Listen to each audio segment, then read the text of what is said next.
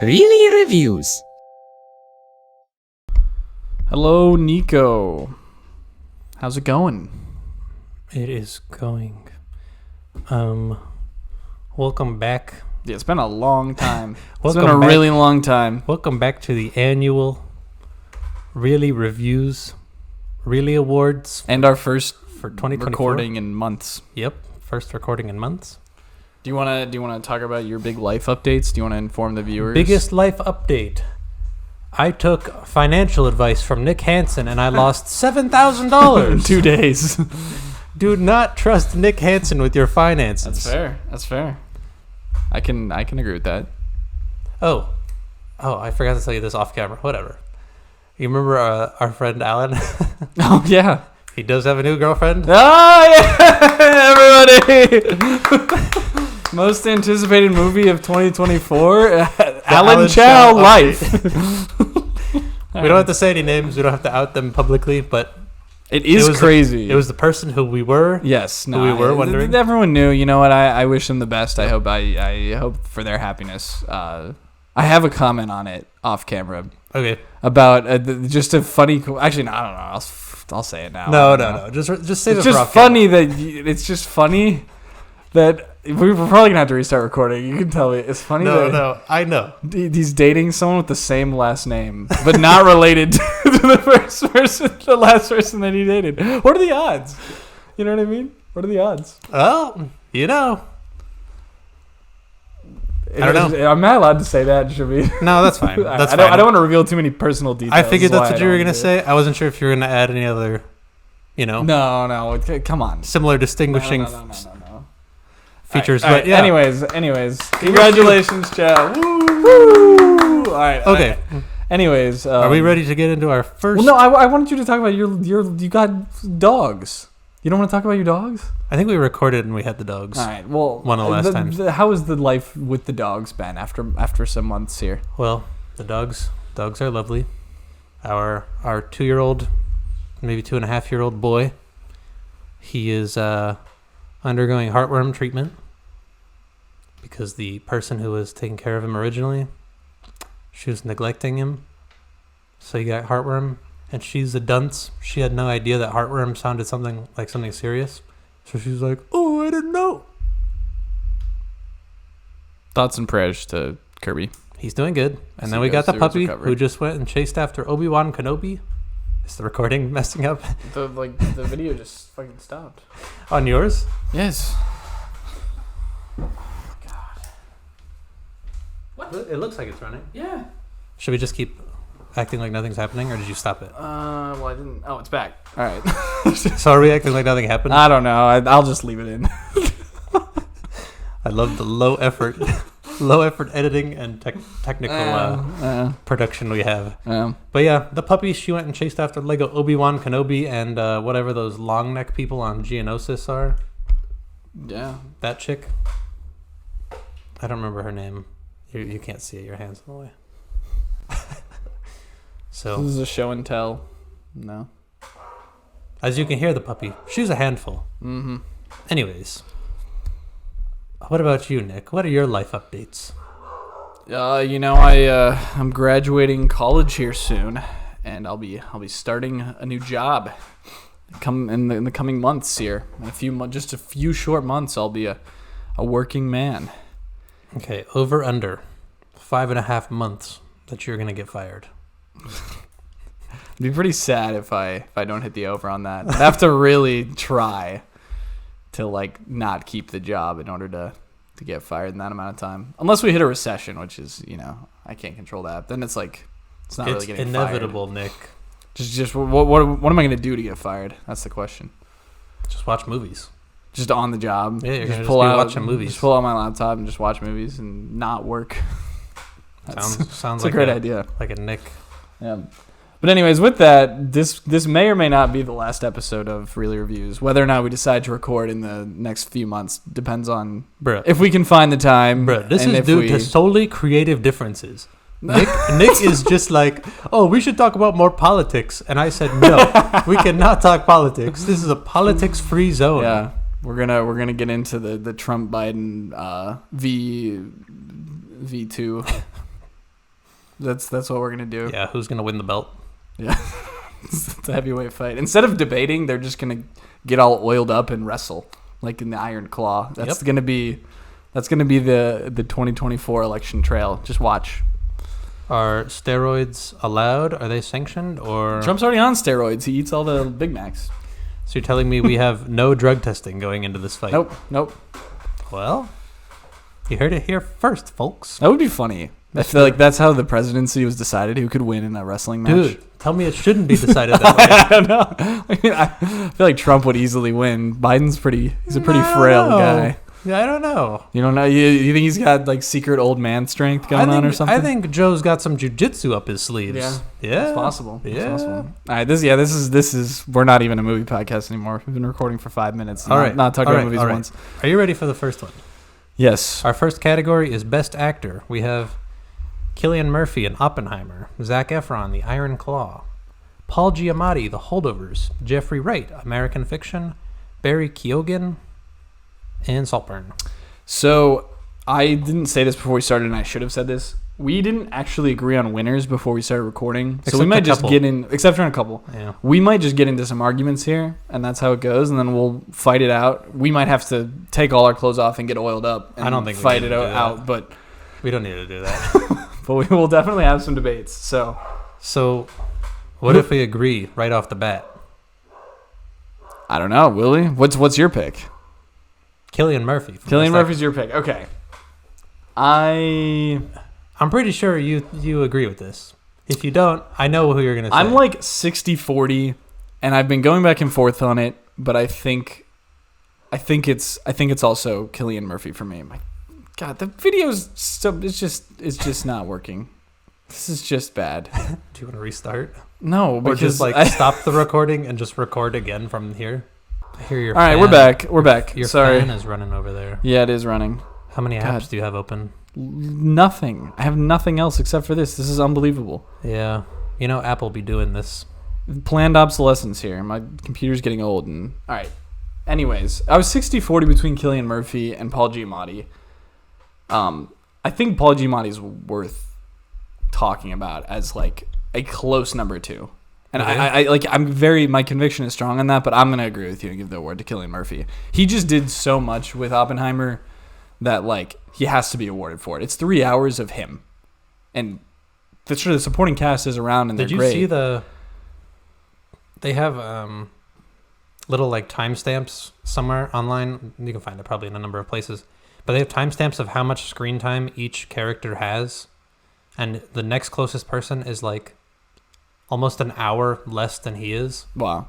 Like just for any movie or for all the nominations? No, for the movie of Oppenheimer. Oh, for the movie Oppenheimer, yeah. That takes makes sense. up like 85% of the movie. That makes sense. And then the next closest people are like 50 minutes away, 30 minutes below that, and then everybody else is like less than 5. Yeah. He's deserving of the award, certainly. I think that's highly impressive what he did to be able to carry a movie like that for 3 hours.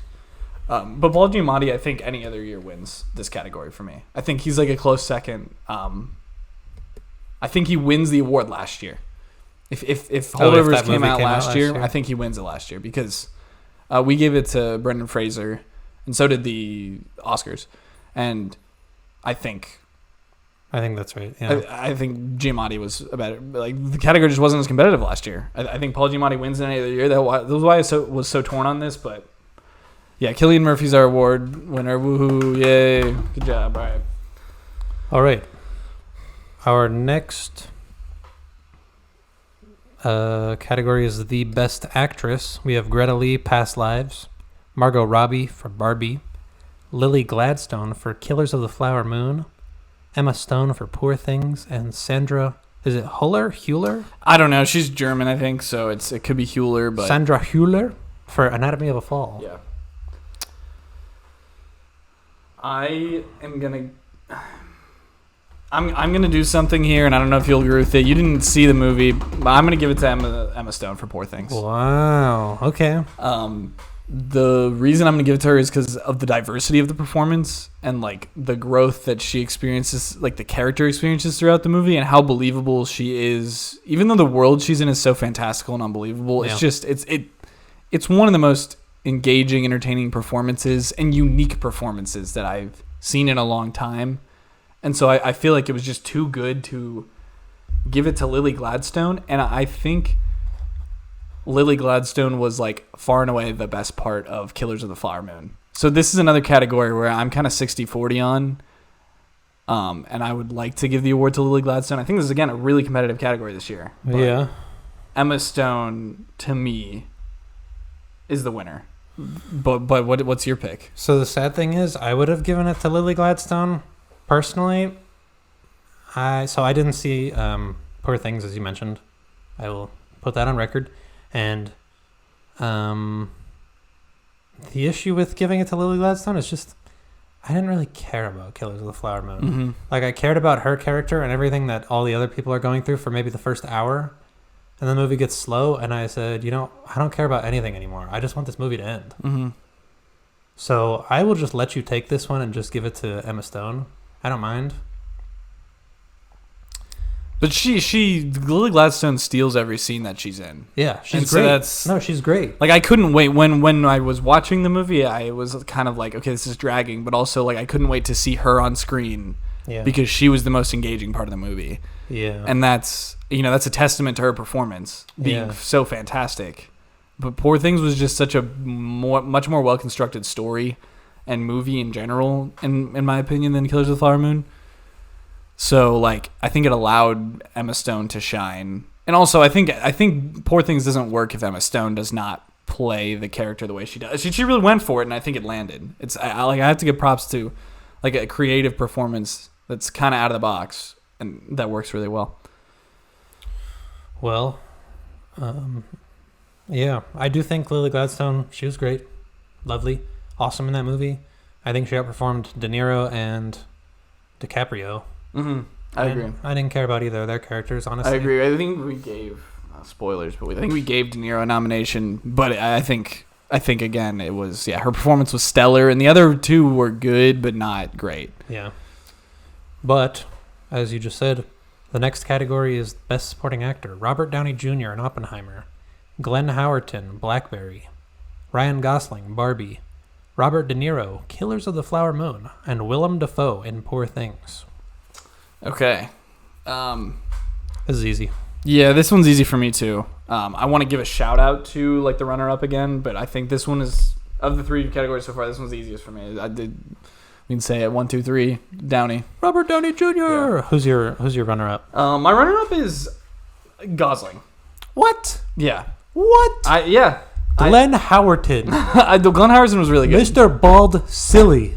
He was fucking great. He carried that movie. Yes. But But Gosling to me also carried Barbie, and I think the more and more time I've had to sit with Barbie, the less I like the movie. That's what I've been telling you. But the more that I liked Gosling in it. Like, the more I'm like, oh, I enjoyed every single word that Gosling said in the movie. Like, he was great in the movie. He was great. You gotta watch Nice Guys or any other Gosling film. I've seen plenty of other Gosling films. This I like easily him a lot. one of his worst movies that he's in. Maybe. And his performance is not as good as the others, I don't think. I think his performance is I would agree with you that maybe it's one of his worst movies, because he's been in a lot of great movies. Yeah. And he's had a lot of great performances, but I don't think this is one of his worst performances that I've seen. I think it was a great performance. I think he was great. He was just funny, but I think he was perfect for what he needed to be for the movie. You gotta watch Nice Guys. All right, Nice Guys I'll check it out. Best far and away. I'll check it out. But yeah, anyways, there was no argument here. Downey Jr. is the winner. Yep. He was fantastic. Again, I think part of us giving Cillian Murphy the award was because of how great supporting cast was, even though they weren't on screen as much as he was, clearly. RDJ was second most, I think. Okay, and I honestly don't think Cillian Murphy gets the award if it isn't for RDJ. For the strength of RDJ's performance. Maybe not. That's what I think. Well, another clear winner. Now, Best Supporting Actress. Emily Blunt for Oppenheimer. Viola Davis in Air. Ooh, we didn't nominate Air for as many things, did we? No. I don't know if I'd throw it anywhere else. Yeah, I don't think if I would, then it was really good. It was really good. It was like first team out in the NCAA tournament. Yeah. If we can think of anything, we'll just mention it as we go. But yeah. Best Supporting Actress, Emily Blunt, Oppenheimer, Viola Davis, Air, Divine Joy Randolph, The Holdovers. I hope that's right. I think that's right. Yeah. Claire Foy, All of Us Strangers. Yeah, so I wanted to throw in Claire Foy. All of Us Strangers, I didn't nominate for any other categories, and I don't think it should. But her performance really stood out to me. I saw it recently. It came out at the very end of the year, and her performance was, I think, good enough to nominate it. But to me, this has a clear winner. Like a clear winner. This is probably the most clear winner category that of the whole list, of any of the categories we're going to go through. I think this goes to Divine Joy Randolph. What? For Holdovers. What? Yeah, and we might disagree. This is great. I hope we do disagree. Do you think it's Emily Blunt? Okay. Because Emily Blunt's my number 2. Yeah. So you You thought this one was far away? I think far and away. Wow. Yeah. I think this was one of my closer to 50-50, 40-60 kind of things. And I would have gone Emily Blunt, I think, by a hair. However, I just I want to get away from the Oppenheimer trap of because I think back on her performance specifically, and I love Emily Blunt. Everything I've seen her in, she's great. Sure. And she was great in Oppenheimer too. But I feel like she only was great in that one scene where she has the little back and forth with the lawyer dude. You know what I'm talking about? When they're in one of the deposition hearings. That was her that was her Oscar moment, if you will. That's what people like to say. Yeah. And I think that was right. I don't want to put too much weight on that. When I look at Divine Joy Randolph's performance, she has at least 3 of those scenes in my eyes in The Holdovers.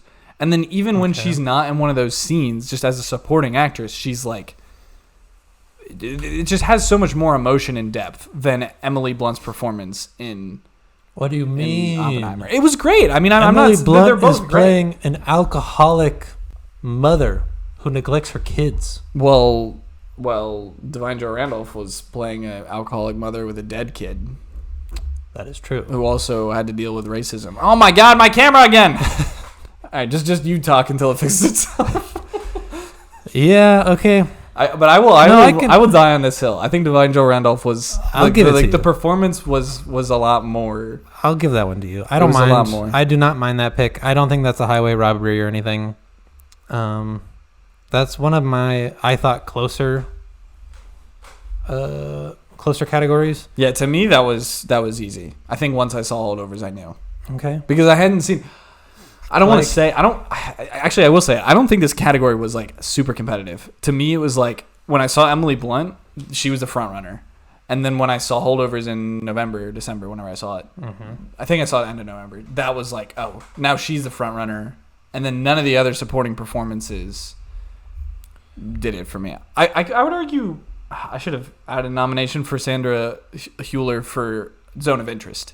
So different movie than when I nominated her for Best Actress, but I wouldn't have given her the win. It was always Divine Joy Randolph for me. Okay. Our next category, the Best Animated Feature: Spider-Man Across the Spider-Verse, Ninja Turtles: Turtle Mayhem, Nimona. I don't know why we have The Boy and the Heron. I think Boy and the Heron deserves a nomination, Does not it? a win. Yeah, I think the win's pretty clear for both of us here. Okay, well, I've heard plenty of negative things about it. Or plenty of meh things. I have criticisms, certainly, but I just can't. I can't be oh, the movie that I loved the artwork and music for probably the most out of any animated movie. I can't just be I can't not give it a nomination. I think it falls short story wise, character wise.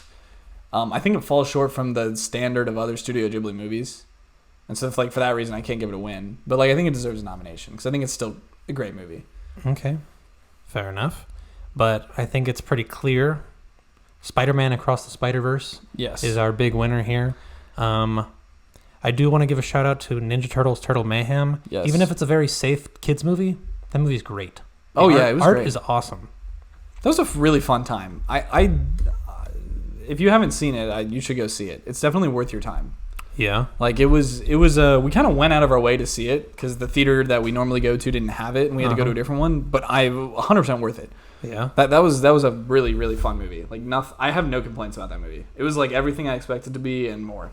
Right. Additionally, we never saw Nimona.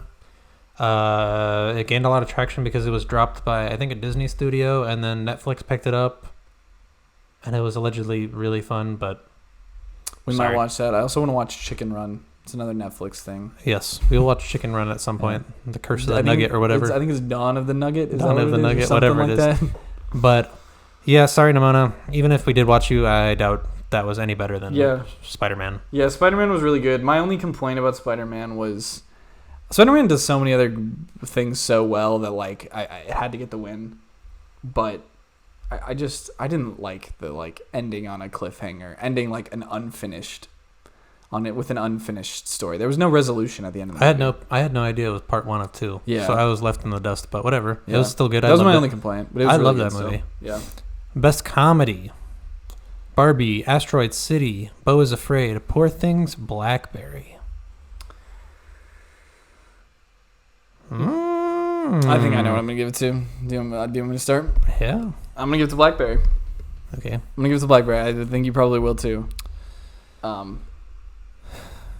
I don't know. The close second for me is Poor Things, but I just want to give Blackberry some love. Yeah. Like, it's just a really good movie. It's a really good movie for $5 million budget. Yeah. It's great. Yeah. I wouldn't think it's traditionally like a comedy first and foremost, but the acting is so fun. There's a lot of funny people who are included in this. A lot of great moments. I think I agree. Blackberry is our best winner for comedy. And I mean I liked all the movies on this list. I just think, yeah, that one was just so fun. Like it was everything that a comedy should be. Yeah, and that says something. You know, you walk out of the theater feeling good. You had some laughs, and you know it also had a little bit of a deeper story going on behind it with some great performances. Like, yeah. It was nearly perfect, and the pacing of it too was nearly perfect. Like that was the other thing that It was a quick-paced movie, wasn't it? Yeah. Too, but it was good. It fit the whole structure of the thing. It really worked well with the style they were going for. All right, this is one of our biggest categories, the annual most Morbius movie of the year. Winnie the Pooh, Blood and Honey, The Flash, and Fast X. You can just say it. Fast X! Yay, Vin Diesel. Woohoo. Who won last year? Did we give it to Morbius? Yeah. Was it Morbius? I don't remember. Morbius came out really early that year. Okay. So it's technically that year, yeah. Okay, so Fast X is our second ever most Morbius movie of the year. Do you know how crazy that is? I was not expecting it to be the Morbius movie of the year either. Like I knew it was going to be bad. Oh, I expected it to be pretty bad. Yeah, it was worse than I anticipated. It's like not even worse than Winnie the Pooh, Blood and Honey, but Winnie the Pooh, Blood and Honey knew what it was. Like it knew it was bad. Well, yeah, but Winnie the Pooh, Blood and Honey was filmed with like, I don't actually know the numbers, but like we could have done that with like $10. Yeah, with like $10 and a hand cam, you know. Yeah. But Fast X, they used like $300 million to deliver a piece of garbage. Yeah, it was really bad, and I was telling Nico, like, I was inebriated during the movie, like, somewhat inebriated during the movie. Yes. And it did not make the time move faster. Like, that's how I know it was and you went to go pee a few times. I'm surprised that didn't help at all. It didn't. Like, I never like to pee. You know, I will hold in my urine. Well, that's also, as I can. To be on record, that's the first movie we've seen where one of us was inebriated throughout the film. That's true. I usually don't like being inebriated during movies, but right. I knew with this one I was like, yeah. You were like, yeah, I gotta drive under the influence with Vin Diesel. Let me tell you, even when you're sober, you're driving under the influence with Vin Diesel. It was horrible. Bad. It was really bad. Are we gonna watch Fast 11? You know, no. Something tells me that we're dumb enough that we're going to, but we shouldn't. I don't know. All right, best action film. Mission Impossible. I don't remember what number this one is or what the rest of the title is, but Mission Impossible. It's all the same. John Wick 4 and The Killer. Yeah, I think we're gonna give this one to The Killer. Killer's just a very well crafted action thriller drama.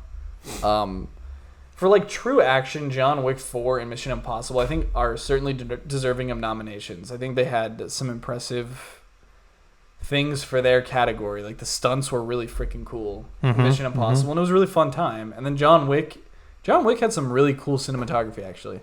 Yeah.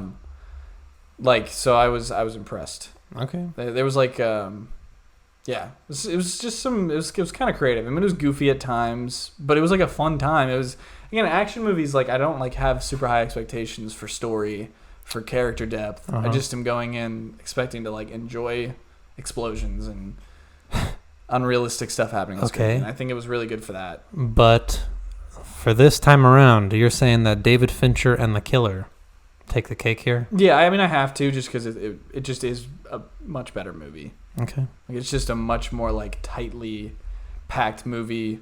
Yeah, it gets in and gets it's like out. a very lean cut of meat. Yeah. You know what I mean? No, I get what you're saying. There's not a lot of fat on the edges of The Killer, and I think that's like you Yeah. have to appreciate that. It sticks to the story. It gets in and gets out. Yeah. All right. It's really good. This is a pretty big category. The best low-budget film. Blackberry, Past Lives, The Iron Claw, and The Zone of Interest. Ooh, I'm going to let you go first on this. This is tough. I'm going to say The Iron Claw. That is, outside of Oppenheimer, that is one of the only theaters that I left, and I was like, oh, what did I just watch? I was ready to cry at like 3 different parts of the movie. I didn't. You know, I'm a man. I'm not allowed to show emotion. But Iron Claw is so good. Yeah. Fun fact, there was actually another brother that they didn't include in the movie. Yeah, I read about that. Did you read that? Afterwards. Yeah, I read about that afterwards. Isn't that terrible? Yeah, I'm gonna agree. I'm gonna agree because I think it surprised me in so many ways too. I did not expect Zac Efron to deliver as good of a performance as he did. He was great. He was really good, and the reason I am questioning myself is because I'm in between Iron Claw, Zone of Interest, and Past Lives.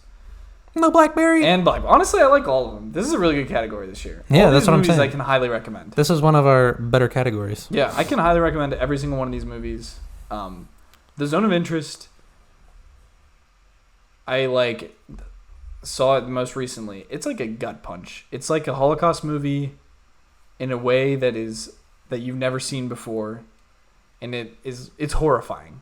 It's horrifying, but obviously Holocaust horrifying. But it's really good, and I'll give it to the Iron Claw. Awesome. The most meh movie of the year. The Flash, Indiana Jones and the Dial of Destiny, Transformers, I think it was Rise of the Beast, and Killers of the Flower Moon. Did you see the Transformers? No, but we didn't watch Transformers, but I heard plenty of people were like, it's not that great. Yeah. I think I have a pretty clear runaway winner here. Yeah. Yeah, you can go ahead. Did you see my addition to the... Are you on notes? Yeah, I'm on notes right now. Oh, is it refreshing? Slowly. Okay, well, I'm going to say Killers of the Flower Moon is my most meh movie of the year. I'm going to agree, and I'm going to agree because I expected so much more from it. Yeah. And I think that's why. I think, honestly, the other movies that we listed are all worse. But I think, the point of this category is more to, to highlight, we expected something, and it couldn't even deliver on just, a bare minimum. Mm-hmm.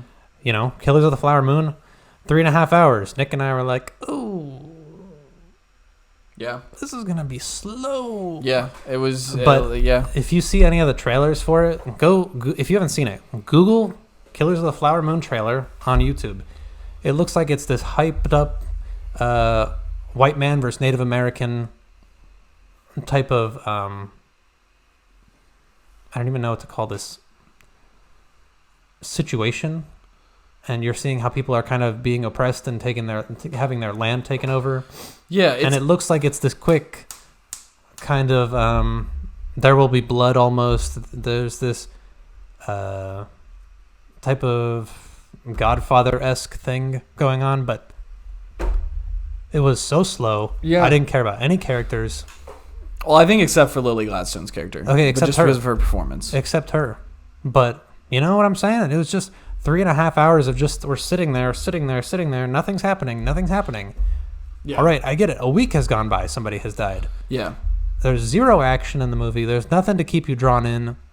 It's just so slow. And I don't know what all the love for this Scorsese film has been getting. Like, I don't know what is. I think it's like it's just a legacy thing. I mean, in the movie, the movie is like, I'm glad the story was told. Yes. Like, it's definitely a story that needs to be told. Have somebody else write it. You know, yeah. I just think it's like it's very long and drawn out, and like I think it tries to be more epic and more, you know, slow drawn like than it needs to be. I just don't think it made sense for what. Yeah.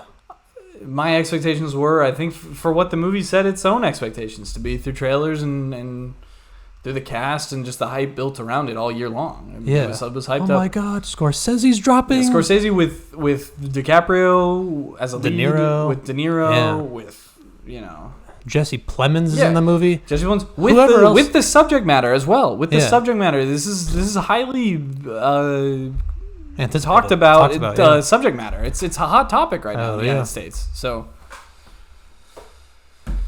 also, I've been out in New Mexico working with people in the Native American reservations and all, and I was like, you know, this could be something interesting. Oh my gosh, this was terrible. But that's what I'm trying to say. Like, I don't know where all the love is coming from these people. I can't imagine anybody walked out of the theater and was like, yes, that was a great movie. I'm so glad I spent 3.5 hours watching this. I want to be clear. Like, I didn't walk out like saying that was terrible. I just think it was like, it just was not. It didn't meet my expectations. I think that's worth talking about. Like, but there's like, I don't think we need to blindly just say, oh, Scorsese and this great cast, and like, sure, it's a decent scripplay, and like the score's pretty good. We gave it a score nomination, but like, it's just not like, it's not in the. I put The Godfather tier high up. I put like masterpiece things. Yeah. The Godfather's not him. Goodfellas. I know. I put some Scorsese movies up in the grand epic tier of like, this is a great movie, and this just doesn't reach that height for me when I was expecting it to reach that height.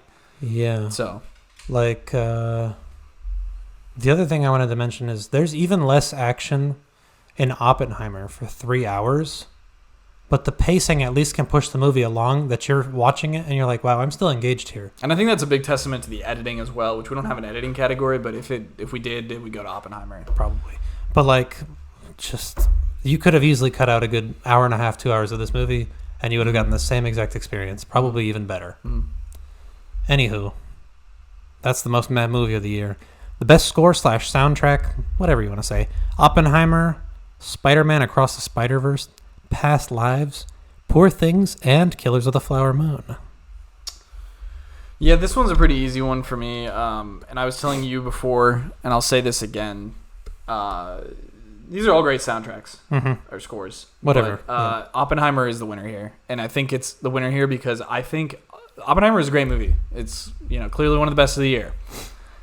But that was the only thing that I walked out that day, and I still think today, you know, I saw it 3 times, where the score was perfect. Like, that was perfect. Yeah. I don't think that score could have been any better.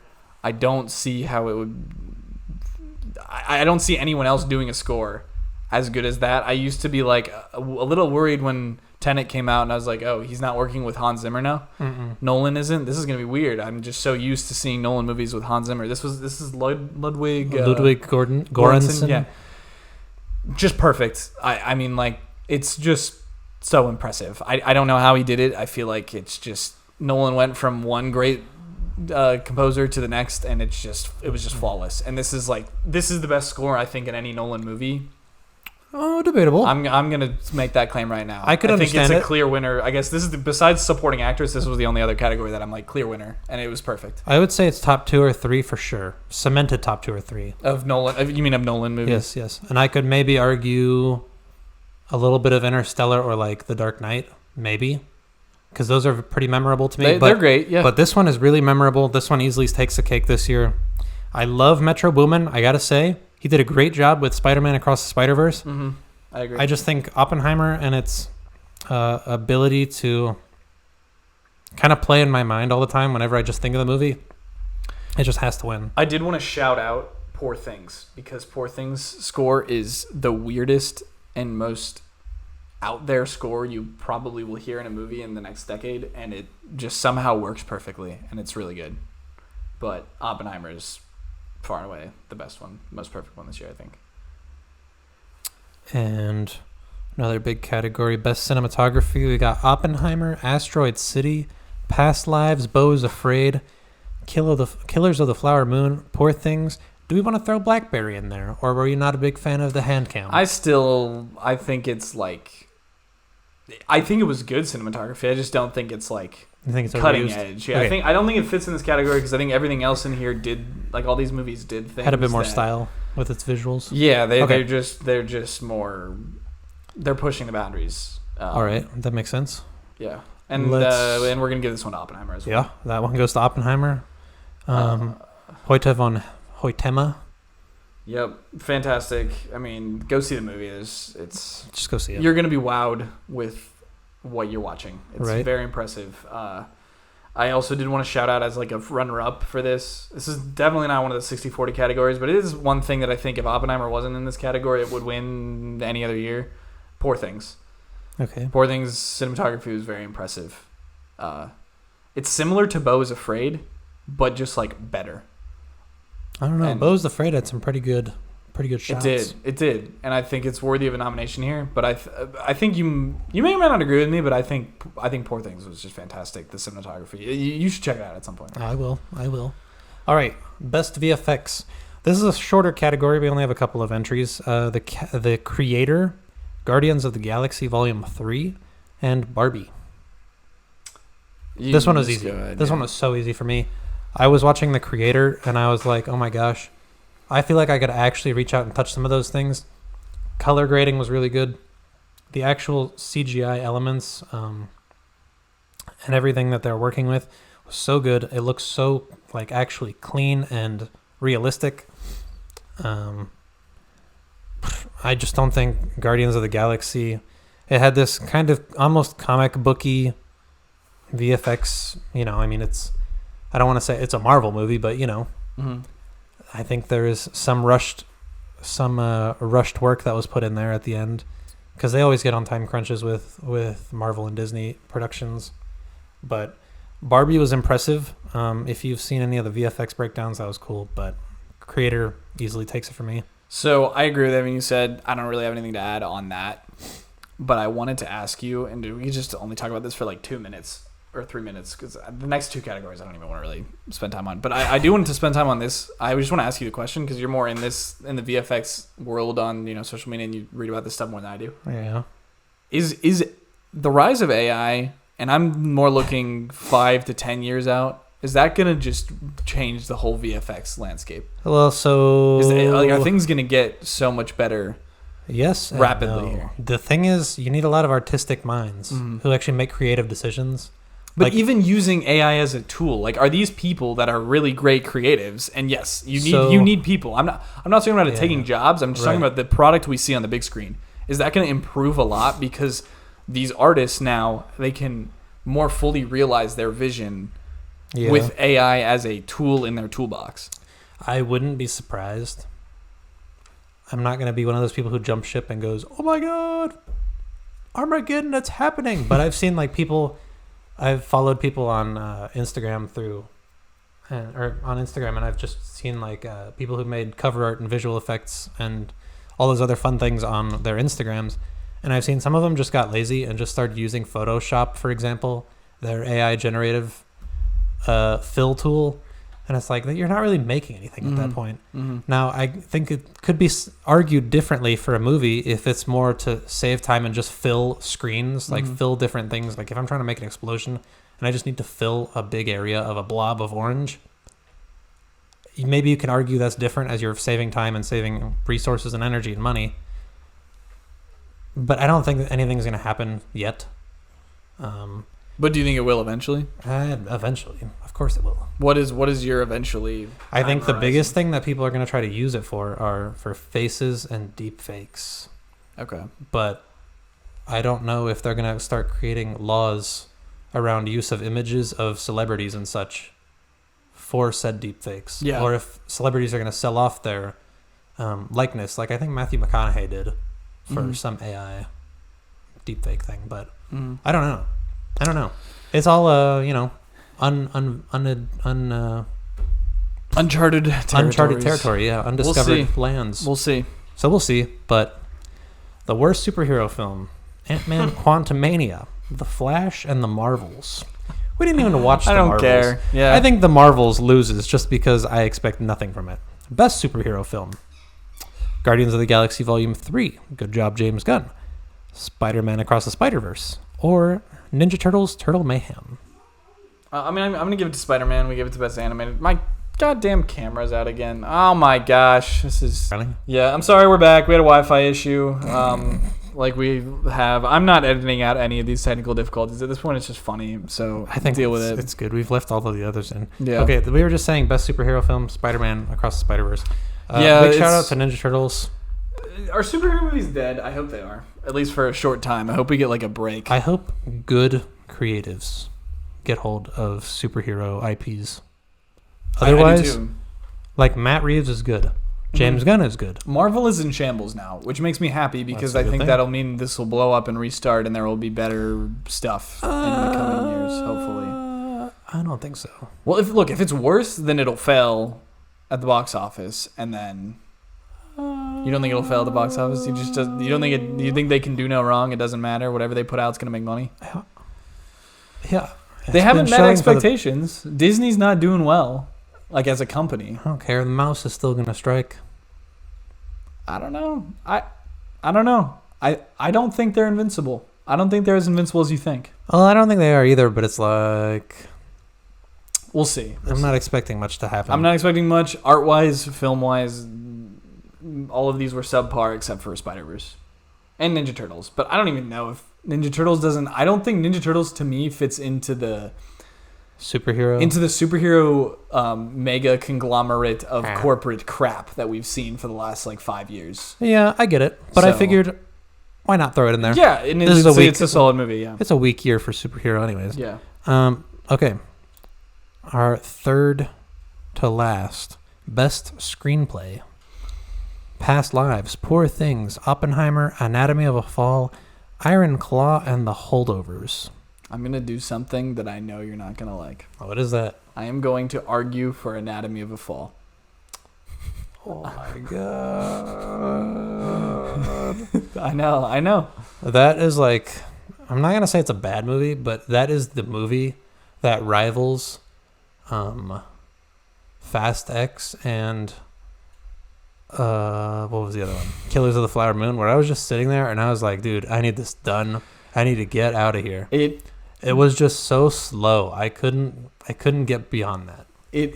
I'm gonna say my one point with it that I think will make sense to you, and I feel like if you can agree with me on this, you'll at least understand why I want to give it the award. I get it. No, there's quality writing in there. It's not only is it just a quality screenplay overall, it is one of the only movies I've ever seen that walks the line of its main character walks the line of a very real nuanced view to what right and wrong is, and it just, you can sympathize with her but you also hate her, the main character, and that balance, I haven't seen that in another movie as done as well as I've seen it in this one. I've seen it. I hated her for different reasons, but I hated her. I didn't hate her, but that's the thing. I didn't walk away hating her. I walked away being I don't know. What I hated the most? We didn't get any definitive conclusion. But that's what the point is. That's what I'm trying to say. No, it's so real. That's human. This isn't like Inception where we have no idea what we're supposed to be believing. This movie just they don't want to tell us at all. Yeah, but that's the point. And it doesn't want to tell you what to think. It wants you to it will portray this character in such a real, natural way, and you see all of her flaws. It doesn't hide any of her flaws. But it also tries to get you to sympathize with her, and I think that balance is so impressive. The most memorable part of this movie was them blasting 50 Cent's PIMP instrumental 800,000 times in the beginning of the movie. So you like the first hour with the 50 Cent. The courtroom, you didn't like any of the courtroom? Oppenheimer did it better. Look, for a movie that's all talking, Oppenheimer was way better. I can see the argument for Oppenheimer. It is a great screenplay. That's why we have it nominated here. But I'm going to die on this hill. Anatomy of a Fall does so many things screenplay-wise that just are not easy to do. They're really challenging to do, and it does them well. You're tripping. Did you feel any emotion in that movie? In Anatomy of a Fall? Yes. Yeah. No. Definitely. Way. Definitely. I felt a lot of different emotions. Oh no. What do you mean? You don't feel bad for the kid or the dog? Meh. What? Meh. What? The dog? Like, I cared for the kid. Okay, but what about the dog? Of course, I love He dogs. drugs his own dog. He was testing it for science. I'm not suggesting the that's a good swings, thing. The swings in the movie and the humanity of the movie are just something that you don't see. Like, you just don't see other movies like this. You don't see screenplays like this. Where did you feel more emotion when you came out of the theater? Oppenheimer, Iron Claw, or Anatomy of a Fall?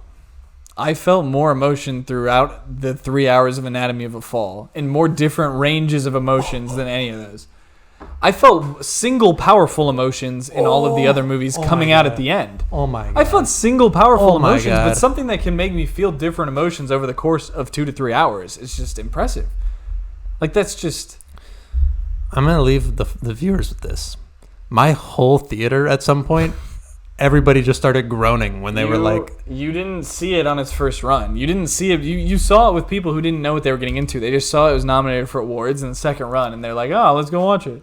They didn't know what they were getting into. You told me it was good. I went to go see it. It was good. It was a great screenplay. And I saw thriller/crime. Neither of those things were thrilling or criminal. How was it not criminal? She was being tried for a crime. She didn't even commit a crime. How do you know? I'm pretty sure she didn't commit a crime. Exactly. That's why the screenplay is so good right there. You don't know. She was on the second floor. The dad was on the fifth floor.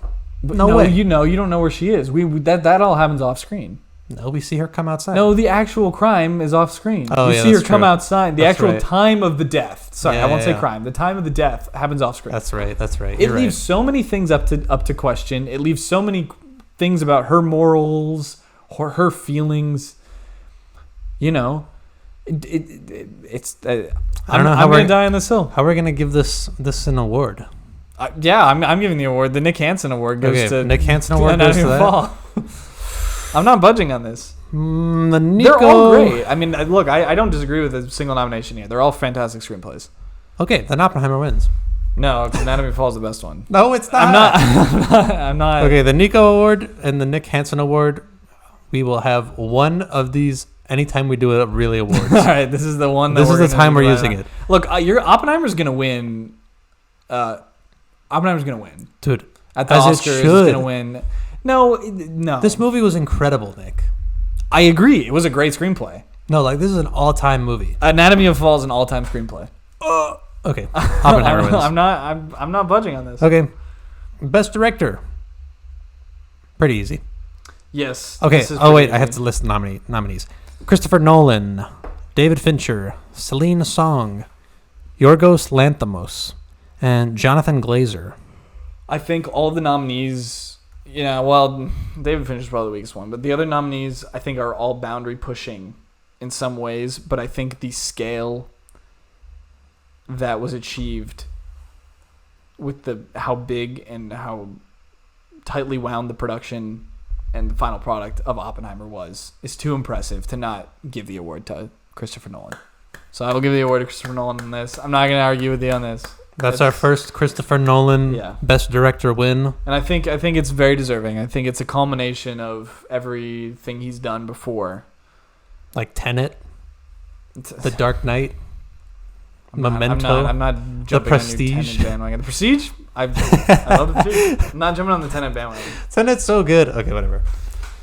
All right. The biggest award we're going to give away, the Really Reviews Certified Best Picture of 2024, Oppenheimer, Poor Things, The Holdovers, Past Lives, The Iron Claw, Blackberry, and The Zone of Interest. So if you've been counting it all, you know which movie this is going to. It's dominated so many other categories. I have no idea what you're talking about. This is a very tight race, Nick. I kind of wish it was a tighter race so we'd have more to talk about. It's hard to be a tighter race when the movie was just so much better than everything else. Yeah, I agree. Like in almost every aspect. I agree. Like Oppenheimer is the winner. Yeah, there aren't many movies that could hold a light to Oppenheimer in any of these categories that we had, like cinematography, sound, score, soundtrack, whatever. Writing, the acting, the whole cast was crazy, by the way. Mm. And I think it's even more impressive because it met expectations. And I think a lot of people are like... I've seen a lot of people in the more artsy side of the internet not talking about Oppenheimer enough. Like, it's going to win all the awards in the mainstream. But, like, the artsy side of the internet's like, oh, we need to give more praise to this and this. And it's like, sure, all these other movies are great. Give them praise. But, like, we need to not forget how impressive Oppenheimer was. Yeah, this is a pretty memorable movie. Yeah, everybody, but everybody knew about it going in. Everyone knew how grand of a scale it was. The budget, it was probably on mostly everyone's most anticipated list, like top 3. That was ours. It was on ours, but I can't imagine anyone else was looking at the release slate for 2023 and not having Oppenheimer in their top 3 at the very least. Oh, have I been saying 2024 this whole time? Well, this is the 2024 awards, but we're giving it 2023. Yeah, regardless. Yeah. For the 2023 this had to have been the most anticipated movie, and then it met those expectations. I don't remember a year in the past. I've been watching a lot of movies for the past 5 years. Yeah. I don't remember a single year where like the most anticipated movie, or at least like a top 2 to 3 most anticipated movie, met all of those expectations and exceeded them. And like that is impressive because last year Everything Everywhere was not on my radar for most anticipated, and it was Best Picture. I had no problem giving that Best Picture. Isn't that so funny? Yeah. I texted you. I was like, hey, should we go watch this multiverse movie? I loved it. It could be so good. It could be either so bad or it could be so good, and you're like, I don't know. And I was like, let's give it a chance. It's A24. Yeah, I'm glad. And it was great. I'm gonna go see it. It was great. Yeah. We saw it at release weekend, and then it blew day of, up no? after that. It was either day of or day after. Yeah. It was one of the first 2 days. And it was great. It was great. I'm so glad I did because I was like, wow, we just saw the best movie of the year, and it's April. Yeah. Like, this is the far and away front runner. I don't know. Like, it's going to be really hard for something to dethrone this.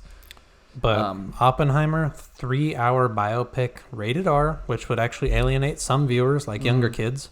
But it met all expectations and exceeded them. And that's really hard to do for something that you already have extremely high expectations for.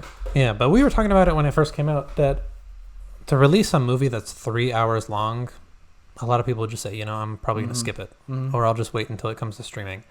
For it to be a biopic about an astrophysicist or a physics researcher, I don't know exactly what people would call him, people would be like, I don't really want to watch a movie about the atomic bomb. I'm going to skip it. Mm-hmm.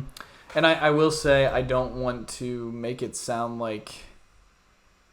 I don't know. I don't want to make it sound like this is like far and away the best, only good movie. Like this was a really good year for movies. I think we were talking about this the other day. Yeah. This is just a great year for movies. It's just one of the best years for movies in recent memory, and I think that's a testament to how good Oppenheimer is. But I think all the other movies are worth checking out. And like in the last 5 years, I'm willing to crown this year as best year for movies overall. In the last 5. I'd have to look at a list of films in the past 5 years. I think one of the things that impacted that was COVID. Uh-huh. The last 3 years were kind of stained by COVID in some way. Well, the movie you're production forgetting industry. Tenet came out in 2020. I'm not forgetting anything. Tenet came out in 2020. That was a masterpiece. But yeah, I think I agree. But the thing is, it's just, this was so much better. Or I mean, maybe not so much better, but it's just, nothing topped it. Yeah. Nothing really topped it. Well, that's our awards for the 2023 year, the 2024 Really Academy Awards. I said at the beginning of this episode, this is the last episode of Really Reviews. I don't know if it actually will be. We might come back. But I kind of do want to do this every year. If both of us keep up with movies still and keep watching a lot of movies, as long as we keep doing just that. a one video upload. Yeah, like I think it's worth talking about movies and not necessarily having to review all of them during the year. Sure. Because a lot of the movies we talked about here, we didn't even review.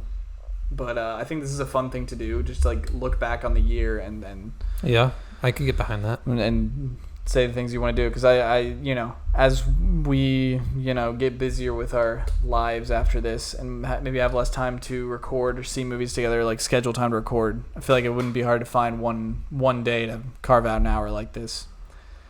Nick is just so busy talking about politics with other people and giving bad financial advice. He just doesn't want to record. Again. And I will be replaced by an unnamed guest who doesn't even know that he's going to be replacing me. Well, yet, right? Nobody's made any moves to get this person in on the cast, but your time has come, Nick. It looks like death is looming. An NBA All-Star, if you will. It's about to take off. Oh, no. Also, shout out to Michael Reisman, just because. Just shout out to Michael Reisman and Alan Chow. Congratulations once again. Congrats on your marriage. Proud Congrats of on your you. first kid. Yeah. Any other big life milestones? Congrats. Yeah. You've earned it, buddy. Congrats on the presidency, Alan. I'd vote for Alan Chow for president. All right. Anything else you want to say before we wrap this up here? Next year doesn't look great for movies. Yeah, but surprising things can always happen. You never know. That's true, but there aren't very many big projects that are at least rumored to come out. That's true. There are a couple, but That's true. We'll just have to see. It'll be hard to live up to this year. That's for sure. But we'll see. We'll see where it goes. Thank you guys for watching. If you are devastated that we might not be having weekly or monthly uploads, then just tell us, because then we might be forced to come back. If someone were to give us an $100,000 donation to keep making really reviews for a year, I would probably do that. But would you quit your job? No, I'd quit my job if someone donated $1 million. Why wouldn't you just quit your job for $100,000? You don't have $100,000 right now. Yeah, but Okay, so if I want to, because if we made $100,000, I'd want to, I don't know. On record, if somebody gives us $100,000 because Nick won't quit his job for really reviews, I get to keep 90% of it. I get 90,000 of those 100. Yeah, E. Young's gonna pull through with. Shout out to E. Young. He's gonna pull through with a Mr. Marvel $100,000 donation. All right, thank you everyone for watching. Peace.